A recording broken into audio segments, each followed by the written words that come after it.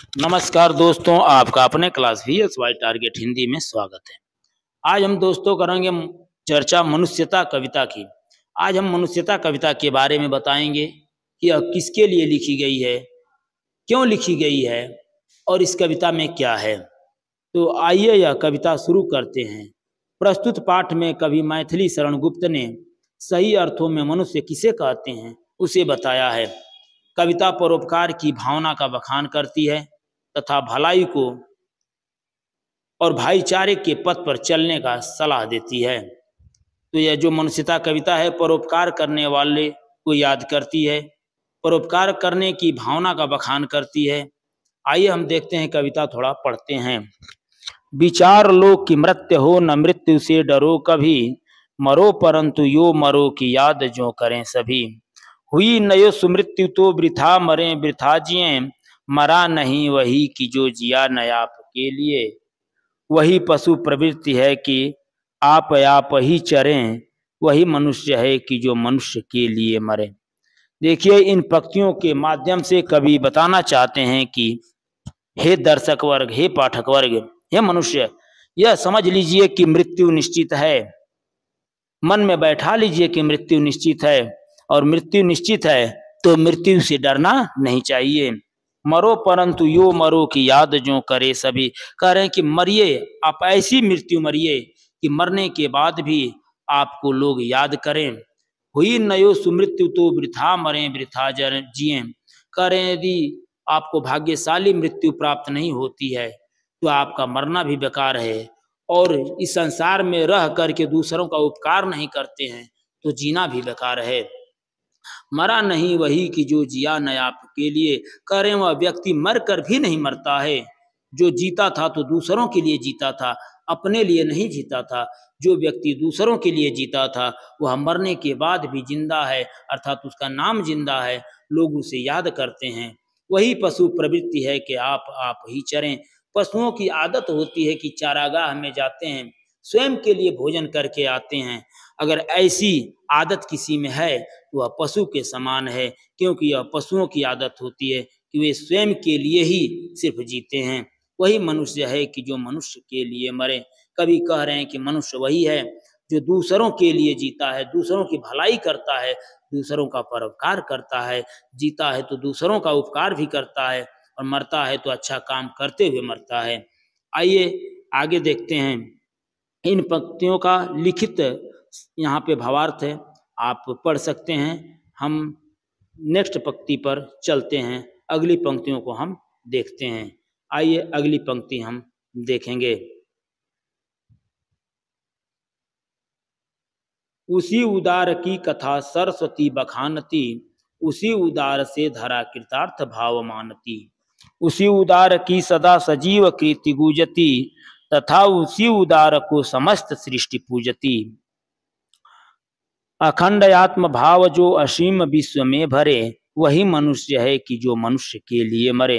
देखिए, इन पंक्तियों के माध्यम से उदार व्यक्ति की विशेषता बताते हुए कवि कह रहे हैं कि जो उदार व्यक्ति होते हैं उनकी कथा, उनका बखान, उनका गुणगान सरस्वती करती है, अर्थात उनका गुणगान पुस्तकों में मिलता है, उनका नाम पुस्तकों में होता है, लोग पढ़ते हैं, लोग याद करते हैं। उसी उदार से धरा कृतार्थ भाव मानती। कह रहे हैं उसी उदार व्यक्ति को, दयालु व्यक्ति को, परोपकारी व्यक्ति को जन्म देकर यह धरती भी अपने आप को धन्य मानती है। उसी उदार की सदा सजीव कीर्ति गूंजती।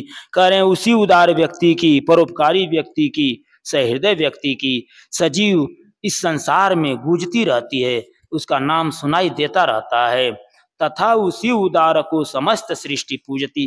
कह रहे हैं उसी उदार व्यक्ति की पूजा इस संसार में होती है, अर्थात संसार के लोग उसी व्यक्ति की पूजा करते हैं। अखंड आत्म भाव जो असीम विश्व में भरे। कह रहे हैं जो व्यक्ति पूरे विश्व में आत्म भाव भरता है, प्रेम भरता है, पूरे विश्व को अपना मानता है, आत्म भाव रखता है, वही मनुष्य पूरे संसार में पूजा जाता है। वही मनुष्य है कि जो मनुष्य के लिए मरे। सही मनुष्य वही है, सच्चे अर्थों में मनुष्य वही है जो दूसरों के लिए भी जीता है और दूसरों का उपकार करते हुए मरता है। आइए लिखित यहाँ पर आप भावार्थ देख सकते हैं। मैं अगली पंक्ति पर चलता हूँ। आइए चलते हैं।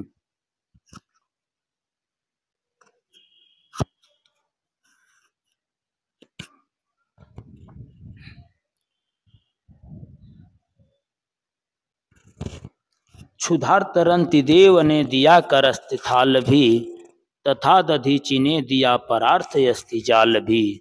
उसी नर क्षितिज ने स्वमांस दान भी किया, सहर्ष वीर कर्ण ने शरीर चर्म भी दिया। अनित्य देह के लिए अनादि जीव क्यों डरे, वही मनुष्य है कि जो मनुष्य के लिए मरे।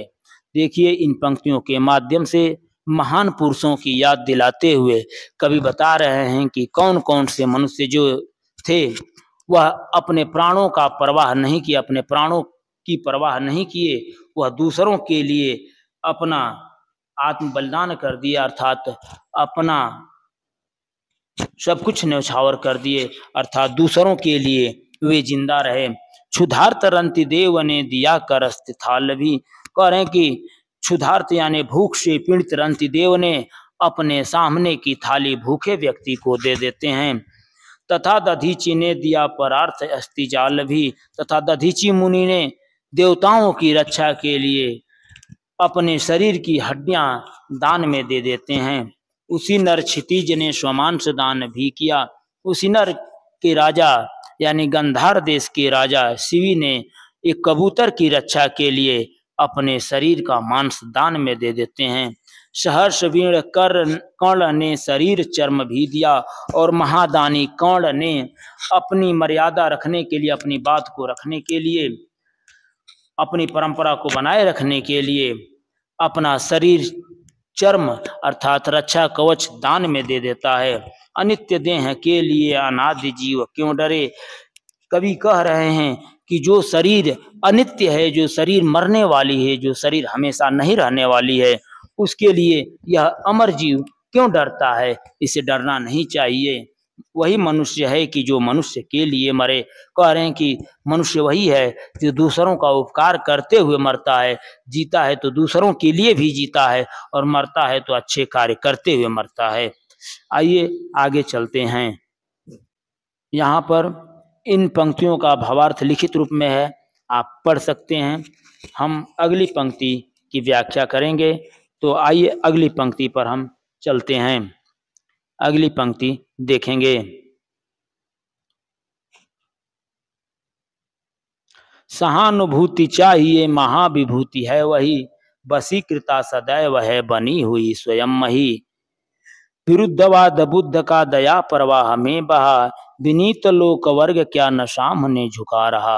आहा वही उदार है परोपकार जो करे, वही मनुष्य है कि जो मनुष्य के लिए मरे। कवि इन पंक्तियों के माध्यम से कह रहे हैं कि जिस व्यक्ति के अंदर सहानुभूति होती है, सहयोग करने की भावना होती है, परोपकार करने की भावना होती है, जो सहृदय होते हैं, वह व्यक्ति महान होते हैं, और उनकी पूंजी, उनकी महाविभूति सहानुभूति ही है। यानी सबसे बड़ी सहानुभूति उनकी पूंजी है। वशीकृता सदैव है बनी हुई स्वयं मही। कह रहे हैं उसी व्यक्ति के बस में यह धरती भी रहती है। विरुद्धवाद बुद्ध का दया प्रवाह में बहा। कह रहे हैं कि गौतम बुद्ध अपने समय की परंपराओं का विरोध करते थे, लेकिन उनके अंदर एक ही गुण था, वह दया का भाव था, परोपकार का भाव था। उसी भाव में उनका पूरा विरोध, यानी पूरे विरोध करने वाले लोग उनके सामने झुक गए, अर्थात उनका पूरा विरोध उनके दया प्रवाह में बह गया। विनीत लोक वर्ग क्या न सामने झुका रहा। करें कि संसार के लोग विनय पूर्वक उनके सामने झुक गए, अर्थात उनकी बातों को मानने लगे। आह वही उदार है परोपकार जो करे। कह रहे कि उदार व्यक्ति वही है जो दूसरों का उपकार करता है, परोपकार करता है, भलाई करता है। वही मनुष्य है कि जो मनुष्य के लिए मरे। कह रहे हैं कि सच्चा मनुष्य वही है जो दूसरों के लिए मरता है और दूसरों के लिए जीता है। आइए अगली पंक्ति की हम चर्चा करते हैं। यहाँ पर लिखित आपको भावार्थ मिलेगा, आप दोहरा सकते हैं। आइए आगे चलते हैं। रहो न भूल के कभी मदांध तुक्ष बीत में, रहो न भूल के कभी मदांध तुक्ष बीत में, सनाथ जान आपको करो न गर्व चीत में। अनाथ कौन है यहाँ त्रिलोकीनाथ साथ हैं, दयालु दीन बंधु के बड़े विशाल हाथ हैं। अतीव भाग्यहीन है अधीर भाव जो भरे, वही मनुष्य है कि जो मनुष्य के लिए मरे। कह रहे हैं कि मनुष्यों को समझाते हुए कवि कह रहे हैं, उनको बताते हुए कह रहे हैं कि रहो न भूल के कभी मदांध तुक्ष बीत में। कवि कह रहे हैं कि संसार में थोड़ा सा धन पाकर, तुक्ष मतलब थोड़ा, बीत मतलब धन पाकर के घमंड में अंधे मत हो जाइए। सनाथ जान आपको करो न गर्व चित्त में। कह रहे हैं कि अपने सगे संबंधियों को देख करके मन में अभिमान नहीं करना चाहिए, घमंड नहीं करना चाहिए। अनाथ कौन है यहाँ त्रिलोकीनाथ साथ हैं। कह रहे हैं यहाँ पर कोई व्यक्ति अनाथ नहीं है, क्योंकि सभी के साथ त्रिलोकीनाथ हैं, परमात्मा हैं। दयालु दीन बंधु के बड़े विशाल हाथ हैं। कह रहे हैं कि दूसरों पर दया करने वाले, गरीब दुखियों पर दया करने वाले जो दीन बंधु हैं, जो दयालु हैं, बहुत दयालु हैं, उनके बहुत बड़े हाथ हैं, वे वहीं से उनका उद्धार कर देते हैं। अतीव भाग्यहीन है अधीर भाव जो भरे। कह रहे हैं कि वह व्यक्ति अत्यधिक भाग्यहीन माना जाता है जो व्यक्ति यह सोचता है कि हमारा संसार में कोई नहीं है, यह सोच करके जो व्याकुल रहता है, वह व्यक्ति सबसे बड़ा भाग्यहीन माना गया है। वही मनुष्य है कि जो मनुष्य के लिए मरे। कवि कह रहे हैं कि मनुष्य वही है जो दूसरों के लिए जीता है और दूसरों के लिए मरता है। आइए अगली पंक्ति हम देखेंगे, यहाँ पर लिखित रूप में भावार्थ है, आप देख सकते हैं। आइए अगली पंक्ति पर चलते हैं। अनंत अंतरिक्ष में अनंत देव हैं खड़े, समक्ष ही स्वभाव जो बढ़ा रहे बड़े बड़े। परस्परावलंब से उठो तथा बढ़ो सभी, अभी अमर्त्य अंक में अपंक हो बढ़ो सभी। रहो न की रहो यो न की रहो न यो कि एक से न काम और कासरे, वही मनुष्य है कि जो मनुष्य के लिए मरे। कवि इन पंक्तियों के माध्यम से कह रहे हैं कि अनंत अंतरिक्ष में, विशाल आकाश में, अंतरिक्ष में अनंत मतलब असंख्य देवता खड़े हैं, बहुत से देवता खड़े हैं। आप अच्छे कर्म करिए, कर्म करके जाइए। समक्ष ही स्वभाव जो बढ़ा रहे बड़े बड़े। कह रहे हैं कि वे देवता आपके सामने ही अपने विशाल विशाल बाहों को बढ़ा रहे हैं, फैलाए हुए हैं, खड़े हैं। परस्परावलंब से उठो तथा बढ़ो सभी।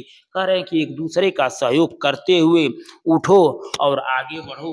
अभी अमर्त्य अंक में अपंक हो चढ़ो सभी। कह रहे हैं कि अमर्त्य अंक का मतलब होता है जो नहीं मरता है, अर्थात देवताओं की गोद में बिना दोष का, बिना गलती किए आज चले जाओ। रहो नयो कि एक से न काम और कासरे। कह रहे हैं कि आप संसार में इस प्रकार मत रहिए कि आपके रहने से किसी के काम में बाधा उत्पन्न हो जाए, किसी के काम में रुकावट पैदा हो जाए। आप संसार में इस तरह मत रहिए। वही मनुष्य है कि जो मनुष्य के लिए मरे। कह रहे हैं कि वही मनुष्य, सच्चा मनुष्य वही है जो दूसरों के लिए भी जीता है, दूसरों के लिए मरता है, दूसरों के लिए भी जीता है, अर्थात उपकार करता है, उपकार करते हुए मर जाता है। आइए अगली पंक्ति हम देखेंगे। इससे पहले आप यहाँ पर लिखित भावार्थ है, व्याख्या है, आप देख सकते हैं। आइए हम अगली पंक्ति की व्याख्या करेंगे।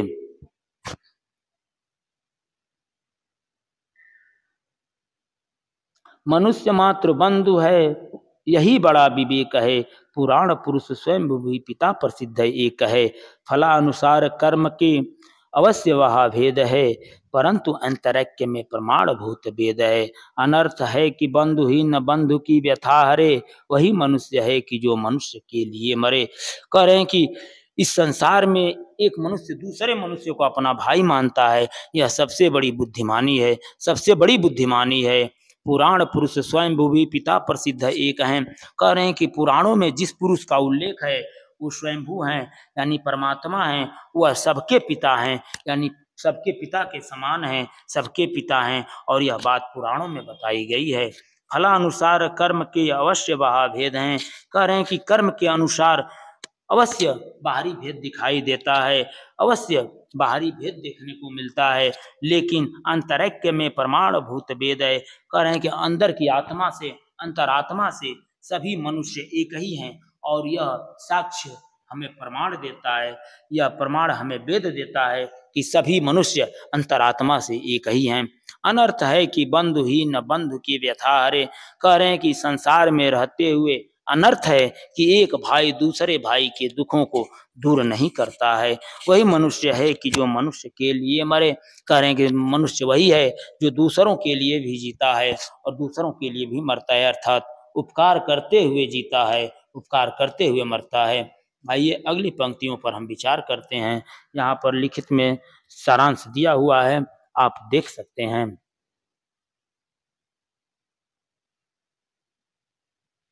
आइए अगली पंक्ति आ रही है।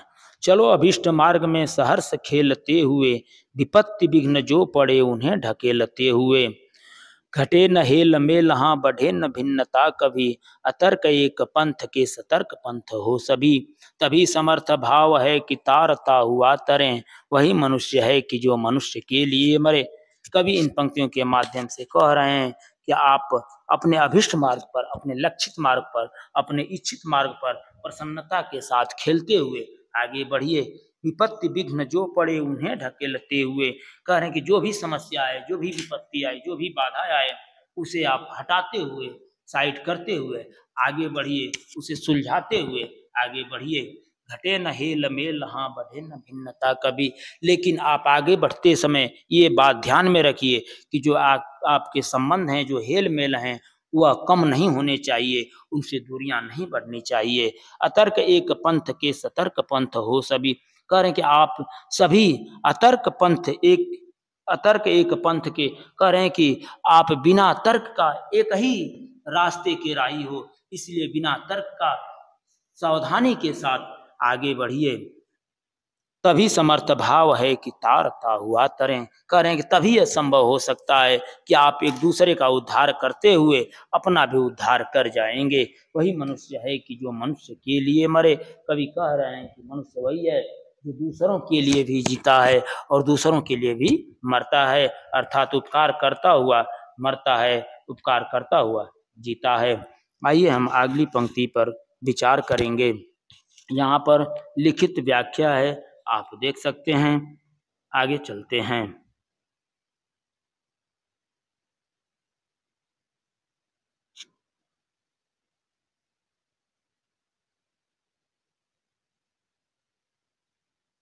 इसी के साथ यहाँ पर व्याख्या समाप्त होती है। आप कवि परिचय भी देख सकते हैं। मैथिली शरणगुप्त का जन्म कब हुआ, यानी इनका जन्म 1886 में झांसी के चिरगांव में हुआ था। अपने जीवन काल में ही ये राष्ट्र कवि के रूप में विख्यात हुए। इनकी शिक्षा दीक्षा घर पर ही हुई। संस्कृत, बांग्ला, मराठी और अंग्रेजी पर इनका समान अधिकार था। ये राम भक्त कवि थे। इन्होंने भारतीय जीवन की समग्रता और प्रस्तुत करने का प्रयास किया है।